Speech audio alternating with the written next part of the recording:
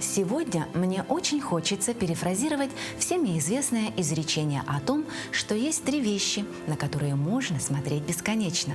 Как горит огонь, течет вода и как стремительно скачет красивая лошадь. Я не случайно заговорила об этом священном для якутов животном. Лошадь символизирует динамику, движение. Только ей присущи смелость, грациозность и выносливость. Лошадь означает победу, силу, упорство и уважение.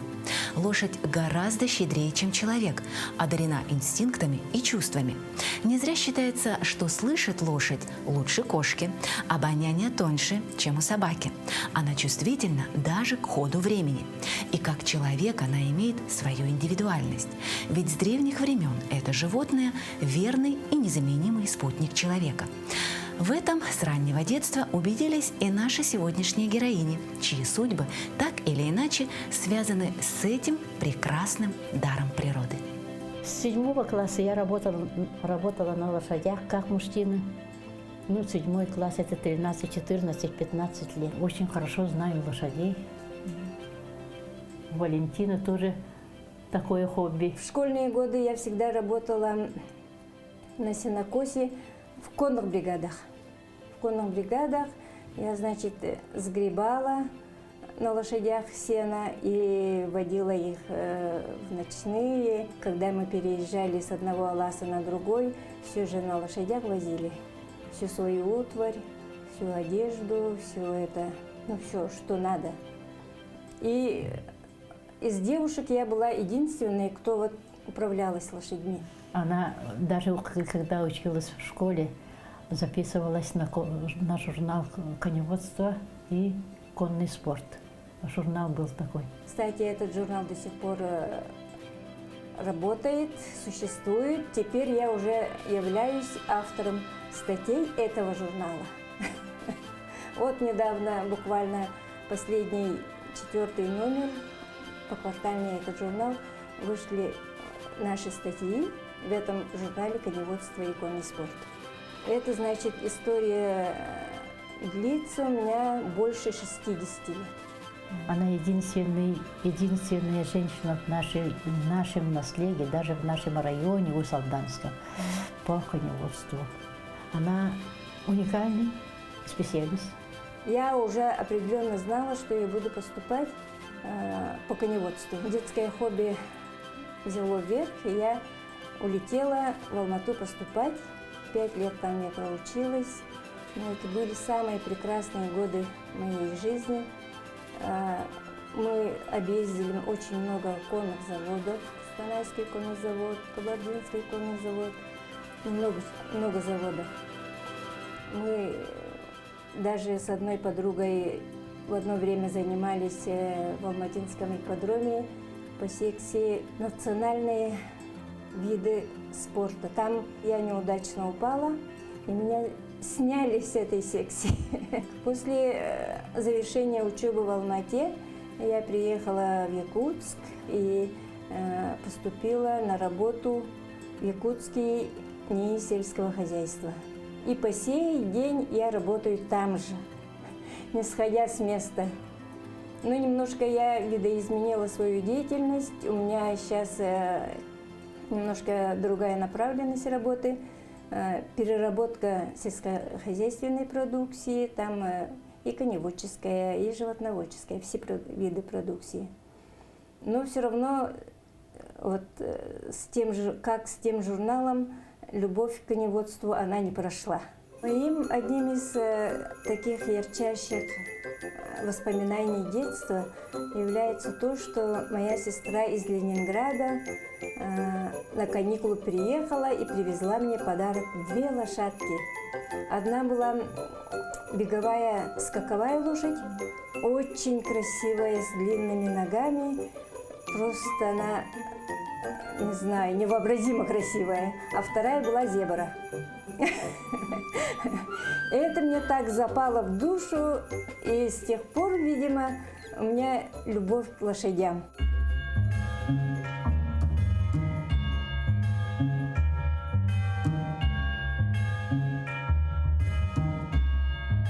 Одного взгляда на бегущего скакуна достаточно, чтобы поверить в его волшебство. Благородная красота и грация движений поистине восхищает и захватывает. Крепкое, выносливое животное, способное преодолевать огромные расстояния, не может ассоциироваться со слабостью и беспомощностью.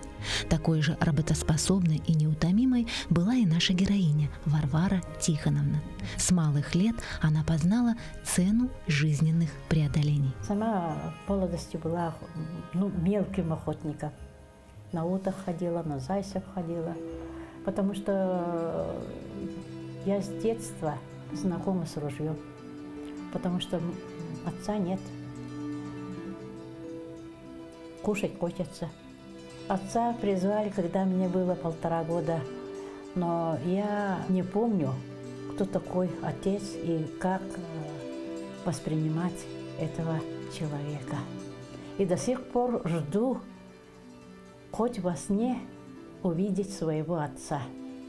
Я сама из Усалданского района, родилась в селе Берия.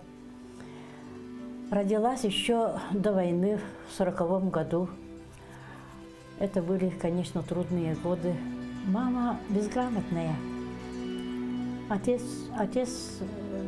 работал председателем сельсовета, секретарем сельсовета, налоговым агентом. Отец был хорошим организатором. И у него была очень хорошая лошадь, на которую ставили. И вот, когда ушел на войну, он был глубоко больным человеком, но тем не менее его отправили на фронт. От отца 1 или 2 письма было, рассказывала моя мама. А так писем почти не было. Моя мама поздно вышла замуж. Мой отец тоже не очень был молодым. Им было по 27-28 лет, когда они поженились. Они познакомились в селе Берия. Папа, как увидел мою маму, сразу предложение сделал, и как сразу они поженились. В те годы это считалось поздним браком. Но, тем не менее, у них родилось 7 мальчиков, потом последняя, 8-й ребенок, это я, девочка.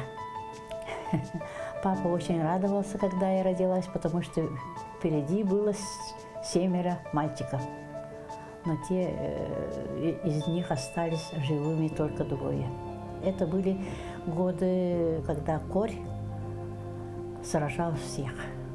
Даже 4 детей хоронили в одной яме. Было такое. Но этот корь не излечивали. Раньше не было больниц. Мама была женщиной работящей. У нас были коровы. Она вот этих 2 коров сама косила сено, она сама стога метала.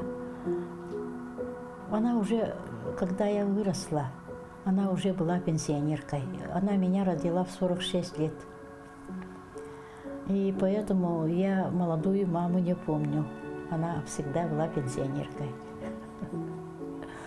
Но она меня учила так же, как и сама. Я с малых лет работала. С 8 лет я ходила на колхозную работу с ночевкой. И работали мы все, не только я, но и все дети работали в колхозе.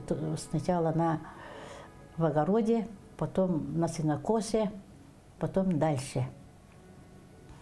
Вот не считалось зазорным, когда маленькие дети с ночевкой работали в колхозе. Помню, даже до школы мы ходили на сенокос и немножко что-то сгребали, что-то делали. Но это была норма жизни в те времена. Норма жизни такая. Все работали. Питались по тем временам мы нормально. Ели кашу овсяную, она была противная, такая кислая, но ели. Все равно кушать что-то надо. И самым таким лакомым куском считали лепешку, сваренную в камельке, перед камельком. Ну вот у нас были коровы, обычно 2 коровы. Вот этими мы питались.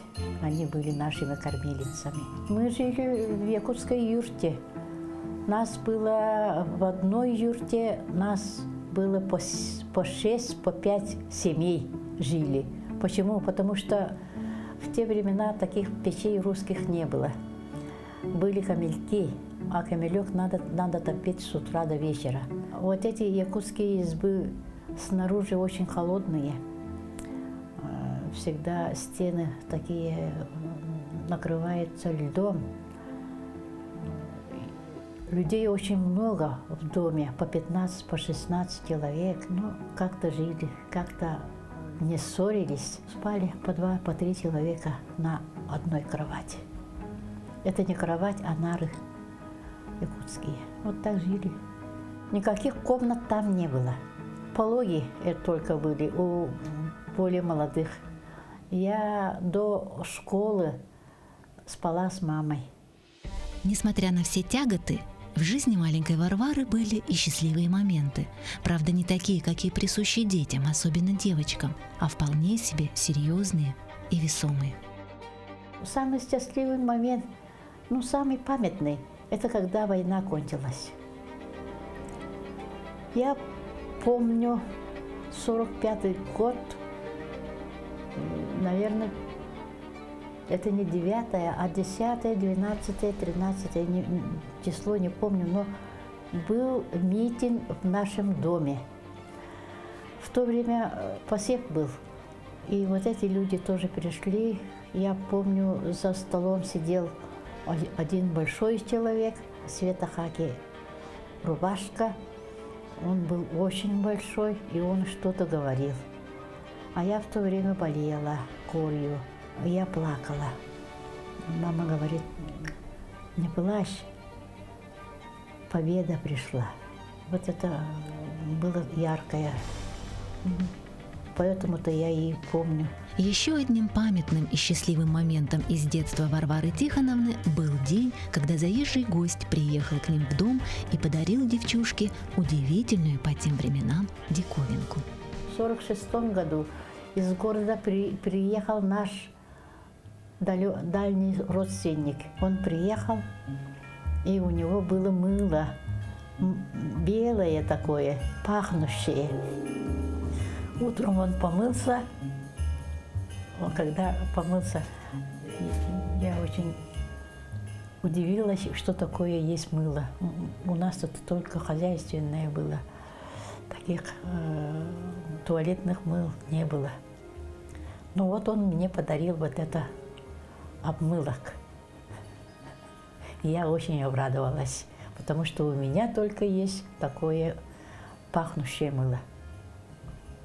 Это яркое впечатление. Так жила и росла Варвара в своей семье, пока судьба не внесла свои коррективы. Вскоре в доме Васильевых в силу непредвиденных обстоятельств появилась Валентина. Я являюсь племянницей Варвары Тихоновны, так как мой отец является старшим братом ее, Тихон Тихонович Васильев. А по матери я Мегина Кангаласская. Она Кривогорницына Ирина Ивановна. Каноническая красавица, очень красивая. Ее ровесник-поэт описал какой-то своей песни. Как она ходит, как волна, как ее волосы льются каким-то там потоком. И глаза у нее с поволокой. Кривогорницыны – это такие очень творческая родня, связанная с искусством. Но, к сожалению, эти таланты почему-то на мне отдохнули. Мамина родня всегда говорят: вот мама твоя играла на гитаре, на мандолине, на балалайке, а ты ничего не умеешь, не поешь, не танцуешь. Мама, она, конечно, была совсем другой человек, другой. Она покупала очень красивые какие-то скатерти, неописуемой такой красоты. До сих пор у меня есть. какие-то мне красивые наряды шила, постоянно вышивала на всех, даже на ночных сорочках у меня все вышито было. Но она хотела, чтобы как-то все окружающее было красиво, как-то гармонично, вот так. Мама и у меня вот восприятие вот такое, красота и гармония. Так как она сама является очень красивым человеком, видимо, и мир воспринимала через эту красоту. Но она умерла, когда мне было 12 лет. И после этого я воспитывалась у бабушки, у матери Варвары Тихоновны, у Атласовой Анны Кононовны. И считалась любимицей бабушки. Может быть, потому что я внешне на нее похожа. И она тоже лошадей любила. И ее брат тоже лошадей любил. И он вообще классно справлялся. Он мог прямо с косяка оседлать лошадь и помчаться. Вообще без ничего. Когда мамы не стало, я ехала, как раз учебный год закончился, я с Майей от матери ехала к бабушке на лето. Я прямо рвалась к ней, я так скучала по бабушке. И эта новость меня поэтому как-то сильно вот так как-то не ошеломила. Но я знала, что она тяжело больна, что она неизлечимо больна. Может, видимо, я была морально готова к этому, но меня повезли обратно. Конечно, я плакала, глядя на свою маму. Но со временем, когда я вернулась к бабушке, она, как бы сказать, всю вот эту свою любовь, свое такое бережное отношение все направила на меня. Я не чувствовала себя сиротой никогда. И мы все жили в одном доме с сестрой, с ее семьей, с бабушкой, с братом бабушки, с Алексеем, с моим отцом. Но мой отец, он наездами приезжал, он работал то в Колымских районах, то в Алекминске работал, то еще где-то работал. Но наездами приезжал. И поэтому, возможно, всю эту горечь потери я так сильно не ощутила. И вот я все время, все детство мы жили в одном доме, во главе с моей бабушкой. Она всеми нами верховодила, она направляла, она учила, но у нее вот основное направление было «надо хорошо учиться». И мы все, в семье все до единого, все хорошо учились. Школу я окончила хорошо, троек не было. После школы дали мне путевку, но я не хотела, мне сказали, что у меня глаза плохие, поэтому медицинский не примут. Пусть я иду на сельскохозяйственный ветеринарный. А я этого не хотела, сразу провалилась на первом экзамене, просто так. И домой вернулась, 2 года работала. Первый год работала на ферме, второй год секретарем сельсовета. Потом сразу поехала учиться в Ленинград на Герцена, на учителя начальных классов. 4 года там училась. Годы-то были такие, голодные. Я училась со стипендией 20 рублей в месяц, 20 рублей. 15 мы положили на еду, по 50 копеек в день. Это было не трогали эти 15 рублей, а на 5 рублей мы покупали мыло, там, зубную щетку и прочее, и бумагу, и ходили 2 раза в кино в месяц и 1 раз на концерт. О платьях, о рубашках мы не думали. Все мы сами там шили. Была одна очень хорошая студентка из Сюрапчинского района. Она хорошо шила и всех нас обшивала. У нас не было денег, мы ежегодно не могли приехать. Летом мы работали, 1 год я работала на фабрике, ситцевой фабрике Береслузской в Ленинграде. Потом работала в Молдавии, в саду на сборе фруктов. Вот это были очень хорошие дни. Работали мы наравне с молдаванками, но план выполняли, хотя мы были совсем другие люди. Мы же северяне были. Фруктовые деревья только там увидели. Фрукты там вдоволь только там ели. И по-якутски разговаривали. Это было диковинкой для молдаванок. Но там мы встретили одного бригадира. Тот бригадир в гражданскую войну служил в рядах повстанческой армии в Якутии. И он немножко говорил, 2-3 слова говорил по-якутски. И нас тоже очень любил. Уважал, что мы якутки, что мы работаем хорошо, что мы не волынем, работаем как люди. Я ему очень благодарна. Даже сейчас я помню, как он к нам приносил арбузы, дыни, кормил нас, охранял нас. Вот он так показывал свое уважение якутскому народу.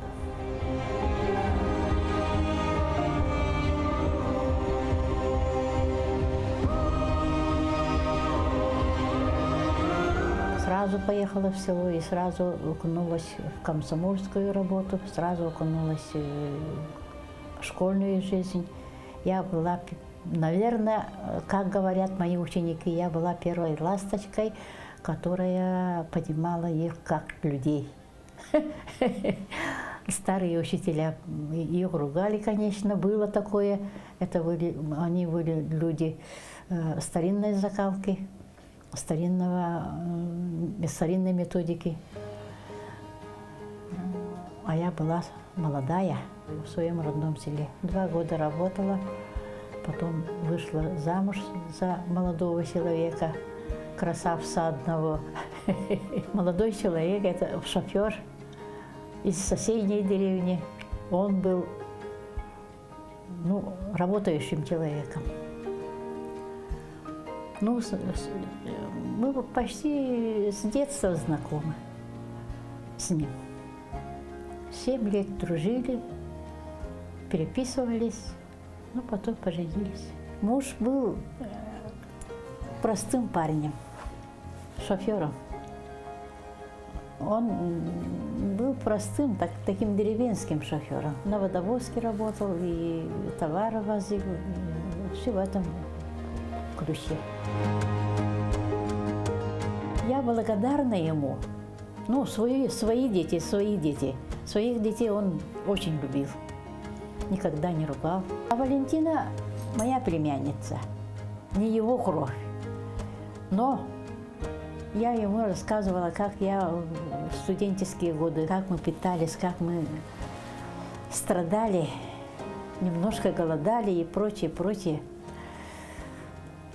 Когда Валентина уехала учиться, он говорит: я не хочу, чтобы Валечка тоже страдала. В селе зарплаты-то мало, тем более шоферу недальнего рейса.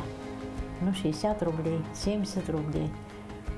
И все эти деньги он сказал послать Валентине. Я не хочу, чтобы Валя голодала. Вот за это я ему благодарна. В селе жизнь не очень, не сахар. Мы дома тоже немножко, с хлеба на воду. Но все же сытые были. Мы жили около 40 лет в миру. 3 родились.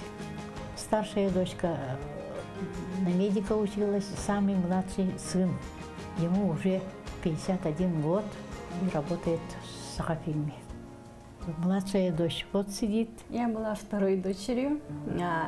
В доме тогда было очень много людей старшего поколения. Я помню бабушку очень хорошо. И дядю очень хорошо помню, потому что мама с папой все время работали. Папа тогда был шофером, он был незаменимым человеком в селе. Это весь груз, который привозили в деревню, все просили его, и он уезжал, несмотря на дождь, несмотря на снег, несмотря на ночь, несмотря на то, что только что приехал, да. И я помню, что бабушка все время кормила печь. У нас была вот печка, да, и она сидела перед печью, и она говорила, лишь бы они вернулись домой. Я всегда подбадривала ее. Я говорила, что они обязательно вернутся. Из слов бабушки я помню вот эту боль, потому что не вернулся дед. Это боль была такая. Всегда хотели возвращаться домой, из садика ли, из школы ли.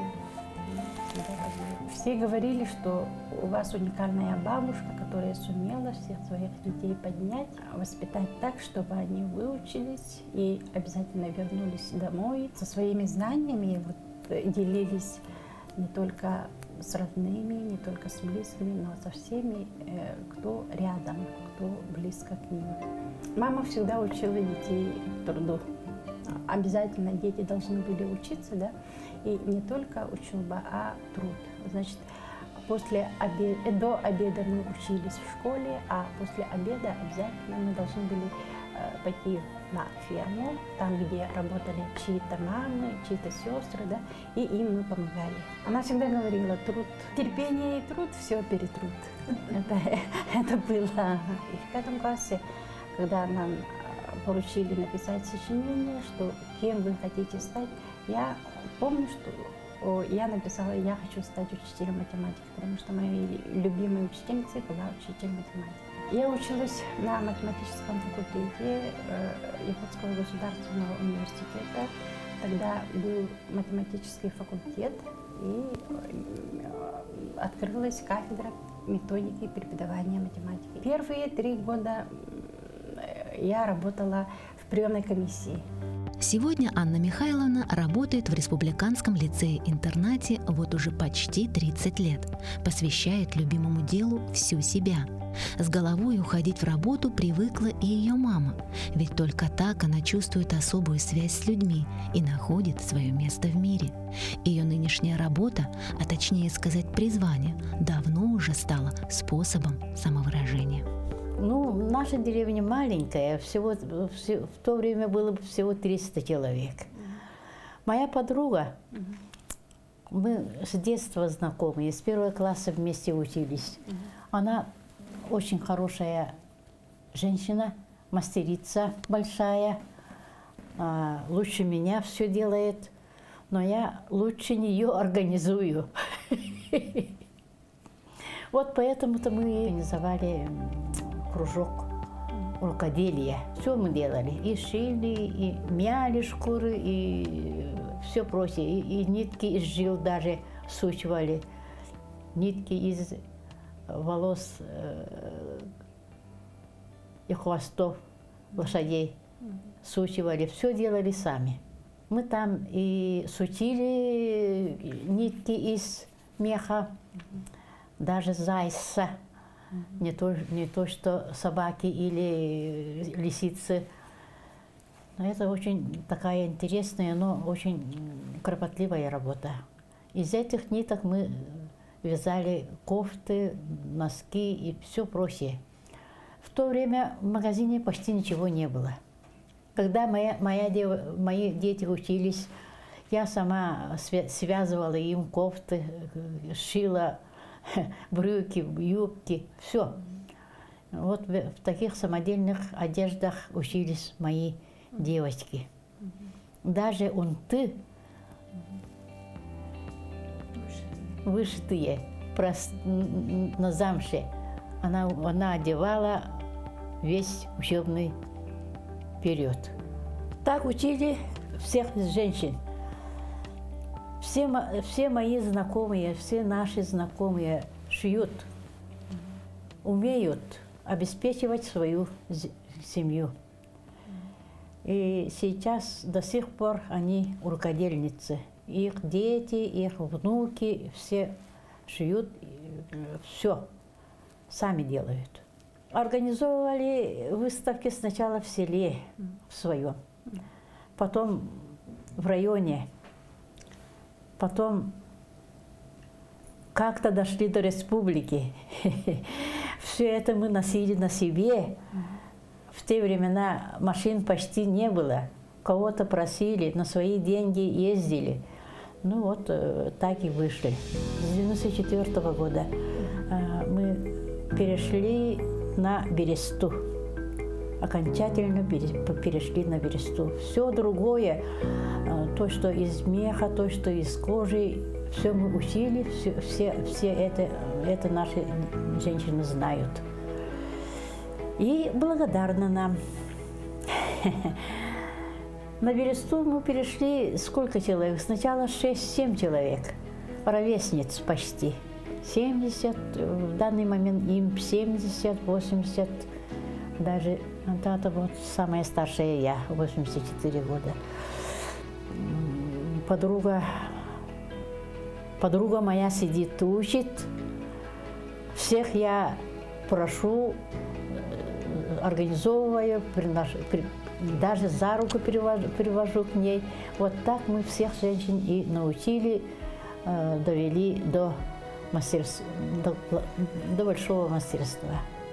В нашем селе в данный момент живет только 170 человек, из них 6 больших мастеров республики нашей, народных мастеров республики, и 7 мастеров художественных промыслов республики.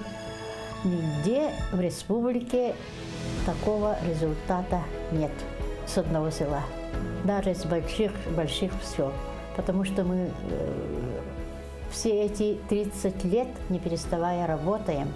Одной из самых больших и кропотливых работ народных мастериц республики считается берестяная ураса, которую соорудили в преддверии Дня государственности Республики Саха-Якутия в Байгинском наслеге Татинского улуса в 2020 году. Благодаря народным умельцам из 20 районов под руководством идейного вдохновителя Бориса Неустроева Мандар-Ус стоит сегодня архитектурный памятник Якутии и радует глаз жителей. Мол, урага, который мы построили всем миром. Видите, у меня один значок за вклад в развитие Татинского улуса. Вот Усарланске это моя родина, там я работаю. А в Татинском районе это не мой родной район. Но тем не менее я помогла построить берестяную урасу. Со всей республики много учила, около 200 человек учила, как шить эту урасу. Это большой архитектурный памятник якутский. Вот, и поэтому татинцы меня уважают, видимо.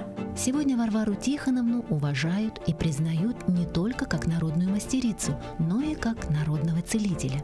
Умея улавливать и распознавать невидимые и неощутимые энергии, она научилась пользоваться ими во благо людей. Этот дар мне дано по отцовской линии и по дедушкиной линии. Оказывается, тоже есть Аймекона.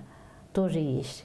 Там провидение, там ясновидение, там поисковик. И в 90-х годах у меня появилось другое призвание. Это мистическое призвание.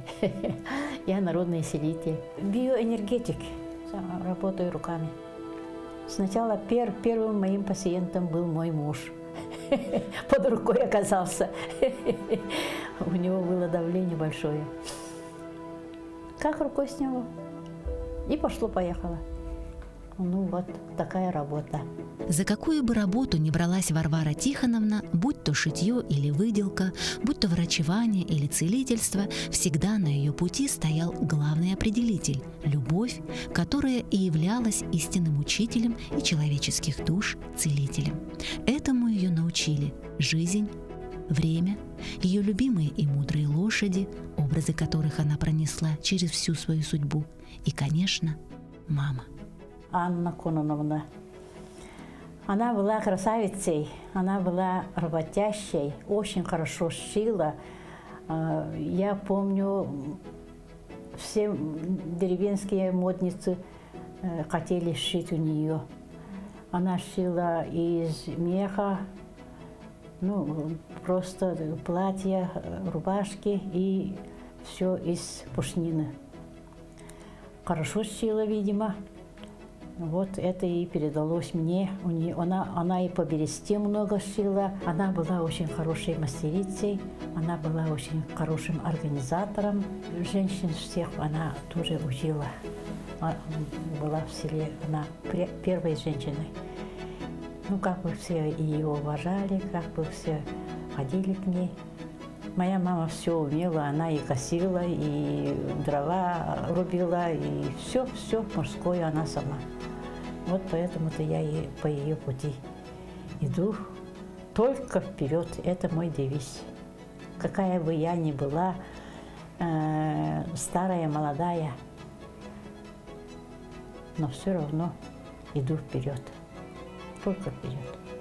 Вот мама говорит только вперед, и с детства мы учились по наитию, только идти только вперед. Мама для меня пример для подражания, это пример женской внутренней красоты человеческой. Вот это тот человек, на которого должны равняться все мы. Девушки, не только я, а девушки все из нашего села, со всего моего окружения. Вот этот человек, мама, которая своей непоколебимостью, своим усердием, своей верой, своей жизнью доказывает всем, что как надо жить в сложное время, как выйти из трудного положения, как найти свой жизненный путь. Вот это мама моя. Все мое пространство вот такое детское было как бы заполнено бабушкой. Но она такой человек сильной энергетики, что я даже после ее смерти лет, наверное, где-то чуть ли не 20 ощущала ее покровительство. А потом как-то в один момент я поняла, что бабушка все в те края ушла. Больше она мне не защита. Но зато у меня есть какая сестра, она еще энергичнее, еще мощнее, видимо, по энергетике, чем бабушка, видимо. Или потому что она рядом. Возможно, они, может быть, одинаковой силы. Мама моя – эталон для меня. Мама у меня все. Только она и только она.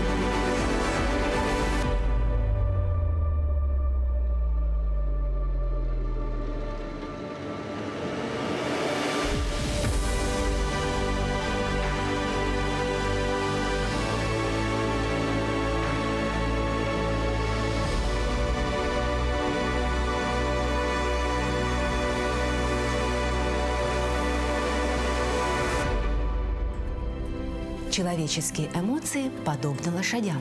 Либо ты ими управляешь, либо они несут тебя галопом. Куда бы ни занесла человека жизнь, он всегда будет хранить в своей душе самые светлые воспоминания о жизни в целом, о детстве в частности. Ведь только они, чистые и искренние моменты жизни, способны побуждать на хорошие поступки. Так было и в жизни наших героинь, женщин, которые безмерно любили лошадей, жизнь, семью и мам, своих ангелов-хранителей. Ну а если вы не верите в ангелов, просто посмотрите в глаза своей мамы.